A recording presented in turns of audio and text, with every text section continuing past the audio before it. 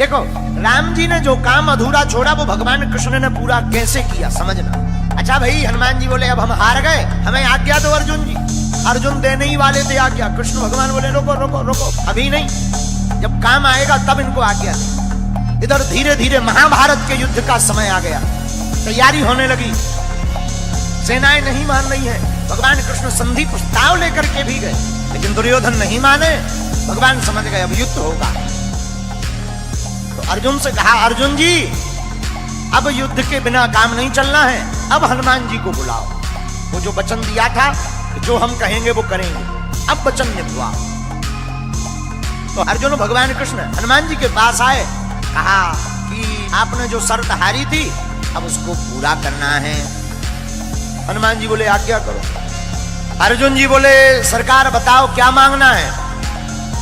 भगवान कृष्ण बोले अर्जुन राम अवतार में हमारा युद्ध इनके बिना पूरा नहीं हुआ था, और कृष्ण अवतार में भी हमारा युद्ध इनके बिना पूर्ण नहीं होगा। अर्जुन जी बोले इनकी क्या जरूरत है, क्या हम कम है? भगवान बोले कम तो हम भी नहीं थे। भगवान कृष्ण बोले कम तो हम भी नहीं थे, फिर भी हमें इनकी जरूरत पड़ी। अगर ये ना होते तो वो युद्ध पूर्ण नहीं होता। अर्जुन जी बोले मतलब हे अर्जुन, अगर हनुमान जी ना होते समुद्र पार कौन करता? अगर हनुमान जी ना होते, अगर हनुमान जी सहाय नहीं होते तो युद्ध नहीं जीतते। और महाभारत में भी युद्ध है अर्जुन, बिना हनुमान जी के नहीं जीता जा पाएगा।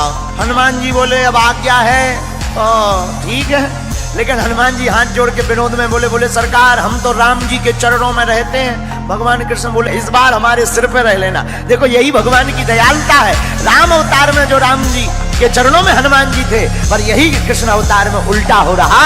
कृष्ण अवतार में हनुमान जी कृष्ण भगवान के ऊपर ध्वज के ऊपर विराजमान है। अच्छा बोले महाराज और तो सब ठीक है, एक बात और।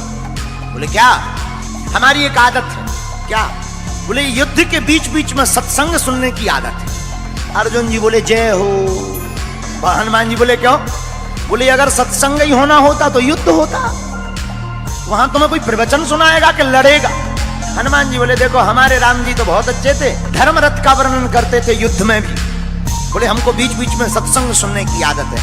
अर्जुन जी बोले अब आप ही निपटो, ये सत्संग मांग रहा है ये महाभारत में।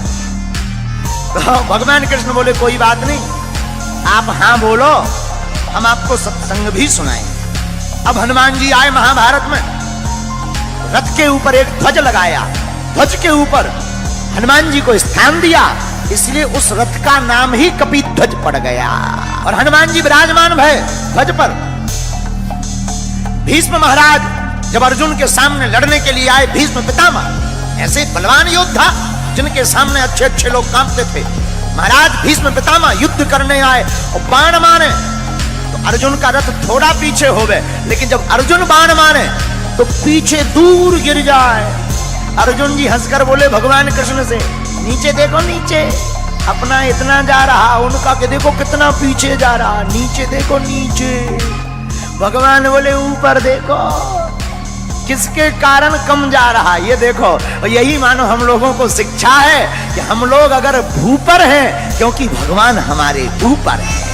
मानो भगवान कृष्ण कहना चाहते हो कि कोई भी काम बढ़िया हो जाए तो ये मत देखना कि तुम्हारा पुरुषार्थ है, तुम्हारे जो ऊपर है खेल तो उनका हो रहा है।